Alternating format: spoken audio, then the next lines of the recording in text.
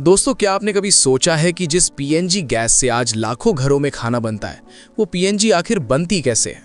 आप रोज अपने घर में गैस चूल्हा जलाते हैं, खाना बनाते हैं, लेकिन क्या आपने कभी सोचा कि ये गैस आपके घर तक पहुंचती कैसे है?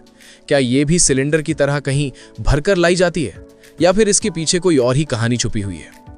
आज के समय में जब हर चीज स्मार्ट और आसान हो रही है, उसी तरह गैस सिस्टम भी बदल रहा है।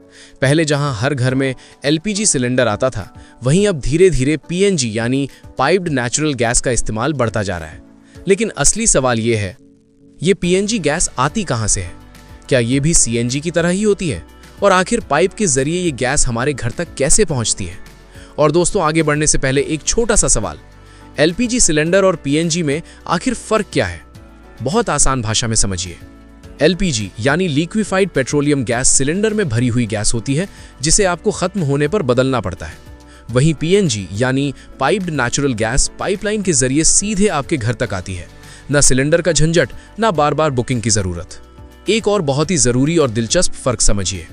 पीएनजी और एलपीजी के बीच सबसे बड़ा अंतर होता है उनकी डेंसिटी यानी भारी या हल्की होने का। पीएनजी यानी नेचुरल गैस हवा से हल्की होती है। इसका मतलब अगर कहीं गैस लीक हो जाए तो ये ऊपर की तरफ उड़ जाती है और जल्दी फैल जाती है। वहीं एलपीजी हवा से भारी होती है, यानी अगर एलपीजी लीक हो जाए तो ये नीचे जमीन पर जमा होने लगती है। और यही वजह है कि एलपीजी लीकेज ज्यादा खतरनाक हो सकता है, क्योंकि ये एक जगह इकट्ठा होकर ब्लास्ट का खतरा बढ़ा देता है। आपने कई बार खबरों में भी सुना होगा कि एलपीजी सिलेंडर फटने की घटनाएं होती रहती हैं, जबकि पीएनजी में ऐसा खतरा काफी कम होता है, क्योंकि ये जल्दी फैल जाती है और जमा नहीं होती। इसलिए सेफ्टी के हिसाब से देखा जाए तो पीएनजी को एलपीजी से ज्यादा सुरक्षित माना जाता है। अब दोस्तों, इतना समझ गए तो चलिए असली कहानी शुरू करते हैं। दोस्तों, पीएनजी गैस को समझने के लिए सबसे पहले हमें समझना होगा इसका बेस यानी नेचुरल गैस। क्योंकि पीएनजी कोई अलग गैस नहीं है, बल्कि वही नेचुरल गैस है जो पाइपलाइन के जरिए सीधे आपके घर तक पहुंचती है। अब सवाल उठता है, नेचुरल गैस बनती कैसे है? दोस्तों, नेचुरल गैस भी एक फॉसिल फ्यूल है, यानी इसकी कहानी भी लाखों साल पुरानी है। बहुत समय पहले पृथ्वी पर बड़े बड़े जंगल, समुद्री जीव और पेड़ पौधे हुआ करते थे। किसी प्राकृतिक आपदा जैसे बाढ़, ज्वालामुखी या भूकंप के कारण ये जीव जंतु और पौधे मिट्टी के नीचे दब जाते थे। समय के साथ इन पर मिट्टी और पत्थरों की मोटी परतें जमती चली गईं। अब सोचिए, लाखों साल तक दबे रहने के कारण इन पर कितना ज्यादा दबाव और गर्मी पड़ी होगी। ऑक्सीजन की कमी और लगातार बढ़ते तापमान और प्रेशर के कारण ये धीरे धीरे रासायनिक बदलाव से गुजरते हैं और आखिर में यही बदल जाते हैं नेचुरल गैस, क्रूड ऑयल और कोल में। नेचुरल गैस में सबसे ज्यादा मात्रा होती है मीथेन की। ये गैस बहुत हल्की, साफ और जल्दी जलने वाली होती है। इसी वजह से इसे ईंधन के रूप में इस्तेमाल किया जाता है। अब अगला सवाल, वैज्ञानिकों को कैसे पता चलता है कि जमीन के नीचे नेचुरल गैस है? इसके लिए इस्तेमाल होता है एक खास तरीका, साइस्मिक सर्वे। इस तकनीक में जमीन के अंदर कंपन यानी तरंगे भेजी जाती हैं। जब ये तरंगे नीचे अलग अलग परतों से टकराकर वापस आती हैं, तो उनके पैटर्न से वैज्ञानिक अंदाजा लगाते हैं कि नीचे गैस या तेल मौजूद है या नहीं। अगर संकेत मिलते हैं तो अगला स्टेप होता है ड्रिलिंग। अब यहां शुरू होता है असली काम। बड़ी बड़ी ड्रिलिंग मशीनें जमीन में हजारों मीटर गहराई तक छेद करती हैं। ये काम आसान नहीं होता। कई बार समुद्र के नीचे भी ड्रिलिंग करनी पड़ती है।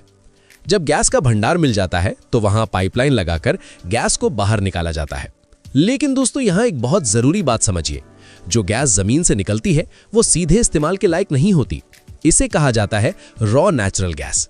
इसमें कई तरह की अशुद्धियां होती हैं, जैसे पानी की भाप, कार्बन डाइऑक्साइड, हाइड्रोजन सल्फाइड और धूल के कण। अब अगर इस गैस को ऐसे ही इस्तेमाल किया जाए तो ये खतरनाक भी हो सकती है और मशीनों को नुकसान भी पहुंचा सकती है। इसलिए अगला स्टेप होता है gas processing. Raw natural gas को एक प्रोसेसिंग प्लांट में भेजा जाता है। यहाँ कई स्टेप्स में इसे साफ किया जाता है। सबसे पहले गैस से पानी की नमी हटाई जाती है, क्योंकि नमी पाइपलाइन में जंग लगा सकती है। इसके बाद कार्बन डाइऑक्साइड और हाइड्रोजन सल्फाइड जैसे जहरीले तत्व निकाले जाते हैं। हाइड्रोजन सल्फाइड खास तौर पर बहुत खतरनाक गैस होती है। इसकी बदबू सड़े अंडे जैसी होती है। इसके बाद गैस को और रिफाइन किया जाता है ताकि उसमें मुख्य रूप से सिर्फ मीथेन बच जाए। अब यह गैस काफी हद तक शुद्ध हो चुकी होती है। अब यहां आता है एक छोटा सा ट्विस्ट। यही गैस आगे चलकर अलग अलग तरीकों से इस्तेमाल होती है।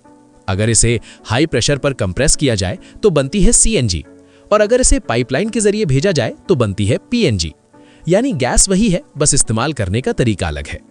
अब शुरू होता है पीएनजी का असली सफर, डिस्ट्रीब्यूशन यानी वितरण। दोस्तों, पीएनजी का पूरा सिस्टम एक बहुत बड़े नेटवर्क पर काम करता है जिसे कहा जाता है सिटी गैस डिस्ट्रीब्यूशन नेटवर्क। इस नेटवर्क को भारत में कई कंपनियां संभालती हैं, जैसे इंद्रप्रस्था गैस लिमिटेड, महानगर गैस लिमिटेड और गेल। अब समझते हैं ये पूरा सिस्टम कैसे काम करता है। सबसे पहले नेचुरल गैस को बड़े बड़े ट्रांसमिशन पाइपलाइनों के जरिए अलग अलग शहरों तक भेजा जाता है। ये पाइपलाइन सैकड़ों हजारों किलोमीटर लंबी होती हैं और जमीन के नीचे बिछी होती हैं। इनमें गैस हाई प्रेशर में बहती है। अब जब गैस शहर के पास पहुंचती है तो उसे सीधे घरों में नहीं भेजा जाता। सबसे पहले ये गैस एक सिटी गेट स्टेशन यानी CGS में जाती है। यहाँ गैस का प्रेशर कम किया जाता है क्योंकि घरों में हाई प्रेशर गैस भेजना बहुत खतरनाक हो सकता है। इसके बाद गैस छोटे छोटे पाइपलाइनों के नेटवर्क में भेजी जाती है। अब ये गैस धीरे धीरे हर कॉलोनी, हर गली और हर घर तक पहुंचने लगती है। अब आपके घर की बारी आती है। जब पीएनजी कनेक्शन लिया जाता है तो आपके घर तक एक पतली पाइपलाइन लाई जाती है। घर के बाहर एक मीटर लगाया जाता है, ठीक वैसे ही जैसे बिजली का मीटर होता है। ये मीटर मापता है कि आपने कितनी गैस इस्तेमाल की।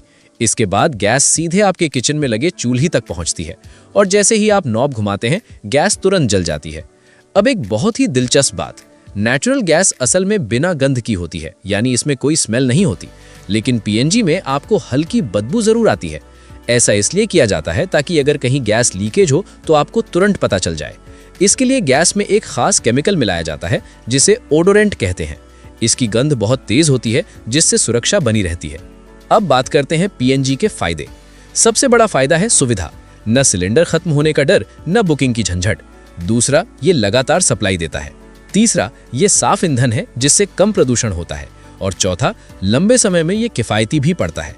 लेकिन दोस्तों, हर चीज के कुछ नुकसान भी होते हैं। पीएनजी हर जगह उपलब्ध नहीं है। इंस्टॉलेशन का शुरुआती खर्च हो सकता है और अगर कभी पाइपलाइन में दिक्कत आए तो सप्लाई रुक भी सकती है। अब एक दिलचस्प सवाल, क्या पीएनजी पूरी तरह सुरक्षित है? जवाब है हाँ। अगर सही तरीके से इस्तेमाल किया जाए तो ये बहुत सुरक्षित है। इसमें कई तरह के सेफ्टी सिस्टम होते हैं, जैसे pressure control, automatic cut off और लीकेज डिटेक्शन। अब अंत में एक बड़ी बात समझिए, नेचुरल गैस एक नॉन रिन्यूएबल रिसोर्स है, यानी ये भी एक दिन खत्म हो सकती है। इसीलिए आज दुनिया धीरे धीरे रिन्यूएबल एनर्जी और इलेक्ट्रिक सिस्टम की तरफ बढ़ रही है। तो दोस्तों, अगर पूरी कहानी को एक लाइन में समझें तो पीएनजी की कहानी कुछ ऐसी है। लाखों साल पुराने जीवाश्म, natural gas, extraction, cleaning, pipeline network, city distribution और आखिर में आपके किचन तक। अब जब भी आप अपने घर में गैस चूल्हा जलाएं तो एक बार जरूर सोचिएगा कि ये सिर्फ एक गैस नहीं है। इसके पीछे लाखों साल की प्राकृतिक प्रक्रिया, आधुनिक तकनीक, हजारों किलोमीटर लंबी पाइपलाइन और पूरी एक इंडस्ट्री काम कर रही है। तो दोस्तों, यही थी आज की वीडियो जिसमें हमने जाना कि पीएनजी गैस कैसे बनती है और हमारे घर तक कैसे पहुंचती है। अब आप कमेंट में जरूर बताइए कि आप ये वीडियो किस शहर से देख रहे हैं और क्या आपके घर में पीएनजी कनेक्शन है या अभी भी एलपीजी गैस सिलेंडर इस्तेमाल करते हैं। अगर वीडियो पसंद आई हो तो लाइक जरूर करें और ऐसे ही ज्ञानवर्धक वीडियो के लिए चैनल को सब्सक्राइब करके बेल आइकन जरूर दबाएं। अब मैं चलता हूं। अगर आपको जानना है कि एलपीजी गैस और पेट्रोल कैसे बनता है तो इन दोनों वीडियो को क्लिक करके देख सकते हैं।